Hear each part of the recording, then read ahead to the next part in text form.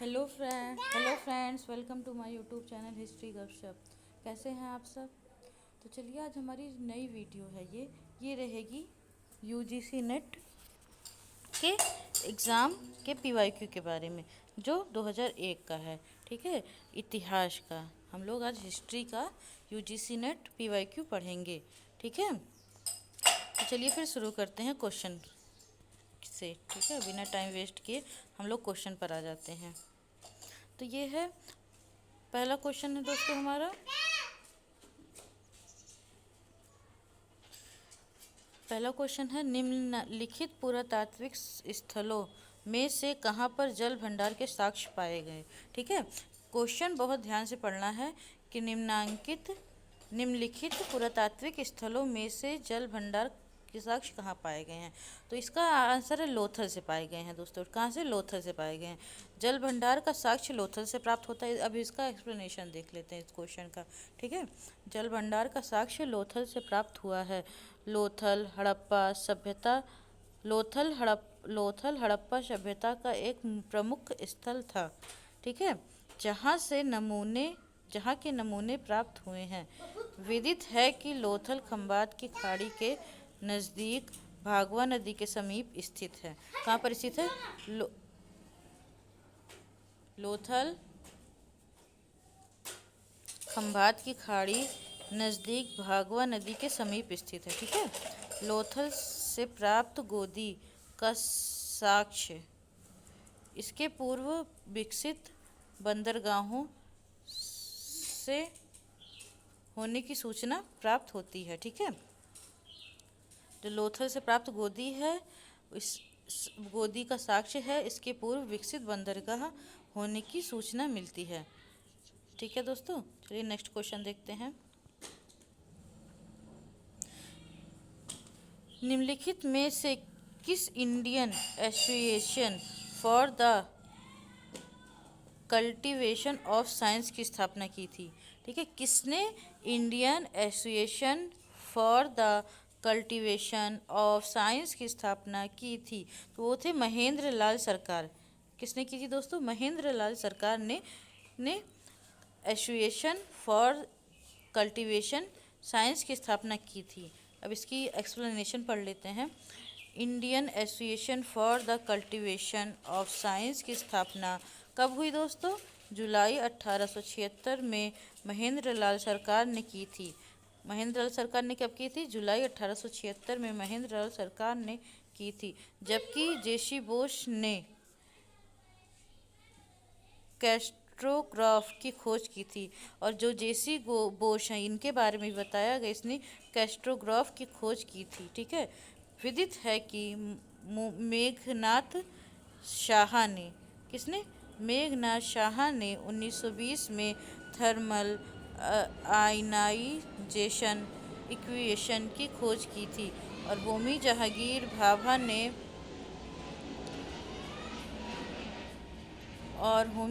भाभा ने भारत में परमाणु ऊर्जा कार्यक्रम की शुरुआत की थी। ठीक है, होमी जहांगीर भाभा ने किसकी? परमाणु ऊर्जा की शुरुआत की थी। ठीक है, किसकी शुरुआत की दोस्तों? परमाणु ऊर्जा की शुरुआत की थी। नेक्स्ट क्वेश्चन देखते हैं, क्वेश्चन नंबर 3। निम्नलिखित को कालक्रम से व्यवस्थित करना है। ठीक है, ये जो इंडिका अर्थशास्त्र ऋग्वेद त्रिपिटक, ये सारे जो दिए गए हैं, इनको क्रम से लगाना है। ठीक है दोस्तों, किससे? क्रम से लगाना है। तो चलिए क्रम से लगाते हैं। तो सबसे पुराना मतलब कि सबसे पहले क्या आया था? तो सबसे पहले हम लोग इतिहास में पढ़ते हैं ऋग्वेद को। क्या आया था सबसे पहले? सबसे पहले ऋग्वेद आया था। ठीक है दोस्तों, फिर ऋग्वेद के बाद कौन आया था? ऋग्वेद के बाद ये जो बुद्ध हैं, गौतम बुद्ध की त्रिपिटक आया था। ठीक है, बुद्ध काल का ये त्रिपिटक आया था, नंबर 2 पर रहेगा। और उसके बाद आया था अर्थशास्त्र। अर्थशास्त्र किसका है दोस्तों? अर्थशास्त्र है कौटिल्य का, ये नंबर 3 पर रहेगा अर्थशास्त्र। और ये जो इंडिका ये सबसे लास्ट में आया था, चौथे नंबर पर। ठीक है, कितने नंबर पर दोस्तों? चौथे नंबर पर। तो चलिए इसका एक्सप्लेनेशन देख लेते हैं।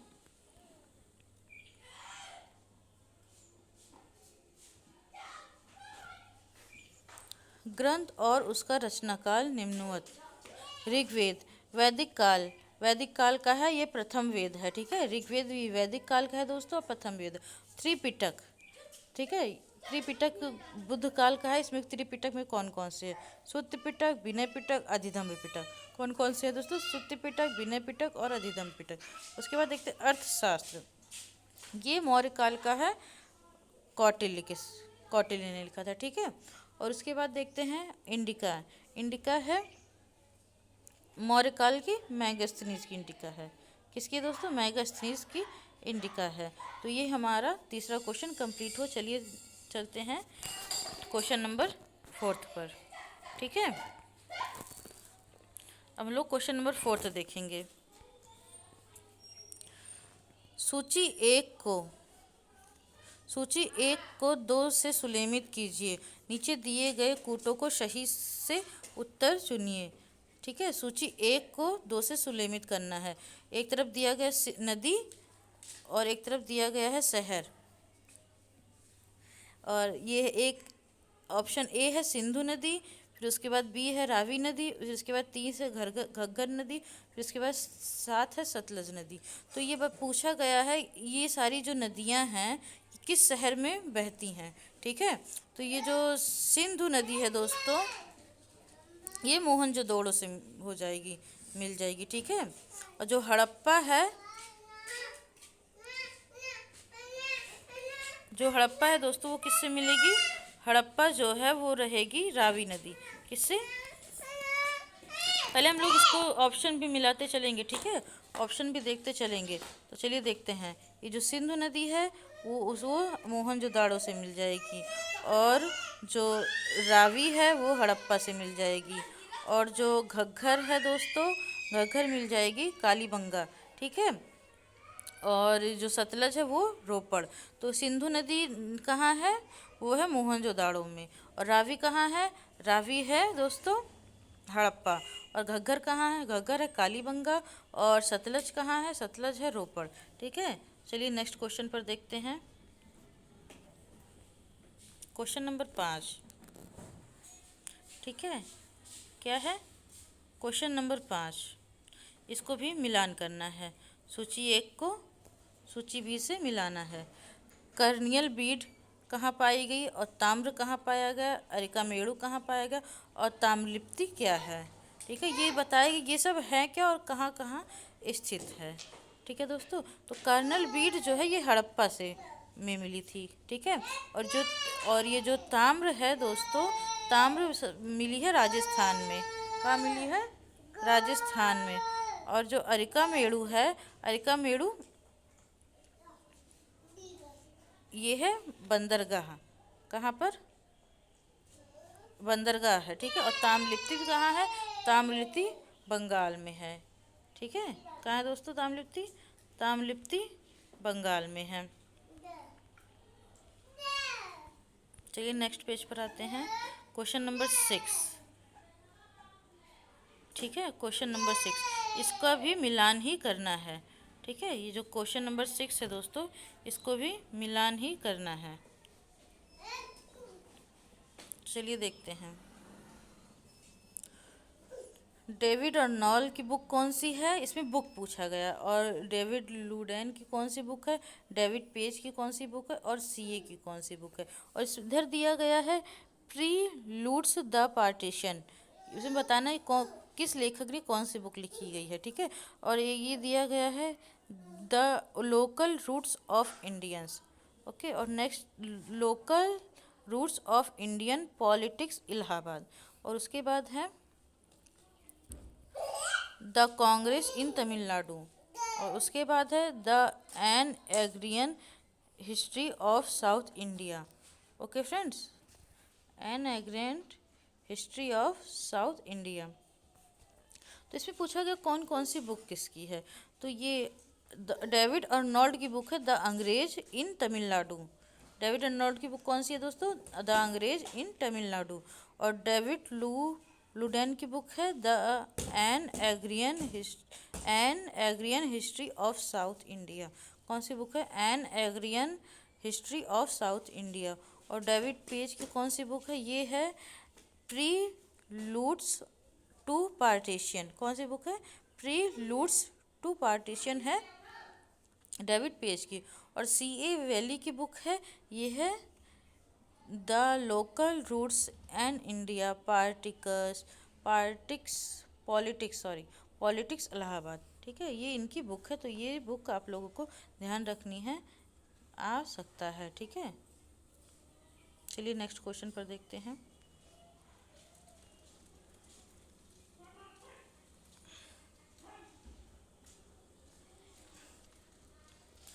ऋग्वेद के पंचजन किसे कहते हैं?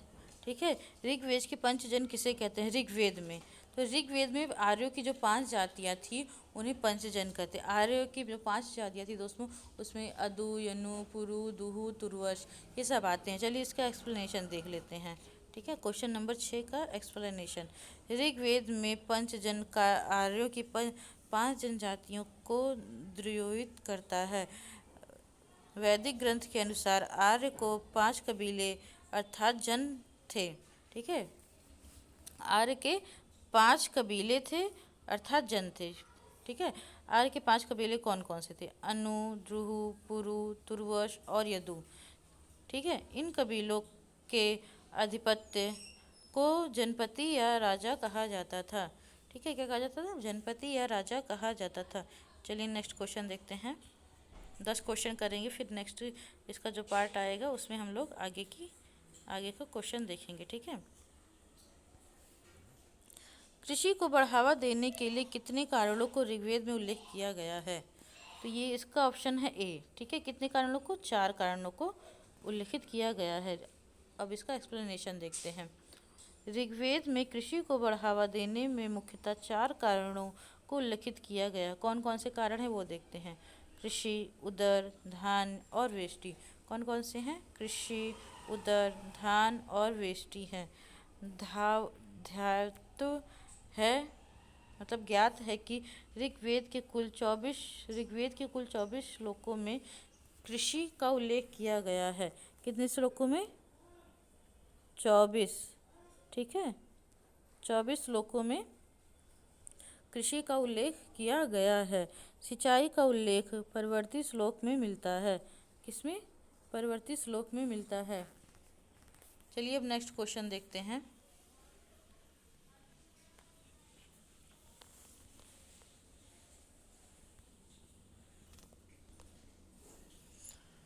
भारत में सोने का सिक्का जारी करने वाला राजा कौन था?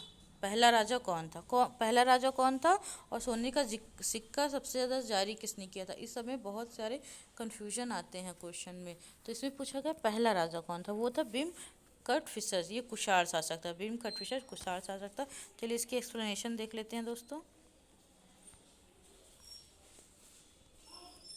भारत में सोने के सिक्के जारी करने वाला पहला राजा बिम कटफिशस था। ठीक है, बिम कटफिशस कुषाण वंश का शासक था। कहाँ का को देखिए, बताया था ना, कुषाण वंश का शासक था। बताया गया है कि बिम कटफिशस ने स्वर्ण सिक्के के साथ तांबे के सिक्कों का प्रचलन में लाया था। स्वर्ण सिक्कों के साथ तांबे के सिक्कों को भी प्रचलन में लाया। इन सिक्कों पर शिव, नंदी एवं त्रिशूल की आकृतियाँ मिलती हैं। कौन किसकी किसकी? शिव की, नंदी की और त्रिशूल की आकृतियाँ मिलती हैं। चलिए नेक्स्ट क्वेश्चन देखते हैं। इसका एक्सप्लेनेशन पूरा हुआ और आज का जो हमारा लास्ट क्वेश्चन है 10। ठीक है, क्वेश्चन नंबर 10।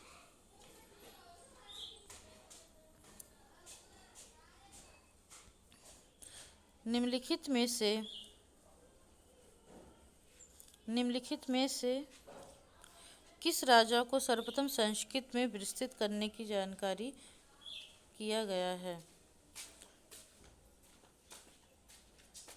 विस्तृत अभिलेख जारी करने का किया गया है, वो है रुद्रदामन। कौन है दोस्तों? इसका आंसर है बी, रुद्रदामन। संस्कृत का पहला विस्तृत अभिलेख जारी करने वाला राजा रुद्रदामन था, जो शासक था रुद्रदामन। ठीक है, काव्य रूप में प्रथम अभिलेख 150 ईस्वी में काठियावाड़ के रुद्रदामन द्वारा लिखवाया गया था। किसके? काठियावाड़ के रुद्रदामन द्वारा लिखवाया गया था। ठीक है, किसके द्वारा? रुद्रदामन द्वारा लिखवाया गया था। ध्यान रहे मौर्यकालीन सुदर्शन झील के टूटे हुए बांध को रुद्रदामन नहीं बनवाया था। मतलब कि जो मौर्य काल में सुदर्शन झील बना था, उस झील पर जो बांध बना था उसको इन्होंने ही बनवाया था। ठीक है, तो ये जो आज की हमारी क्लास है वो यहीं पर एंड होती है। मिलते हैं नेक्स्ट क्लास में। उसमें हम लोग देखेंगे हिस्ट्री के नए क्वेश्चन में को। तो हिस्ट्री का जो आगे का जो पॉइंट रहेगा वहाँ से 11 नंबर क्वेश्चन से नेक्स्ट पार्ट में देखेंगे। ठीक है, जो हमारी नेक्स्ट क्लास आएगी अब इसकी दूसरे में आएगी। तब तक के लिए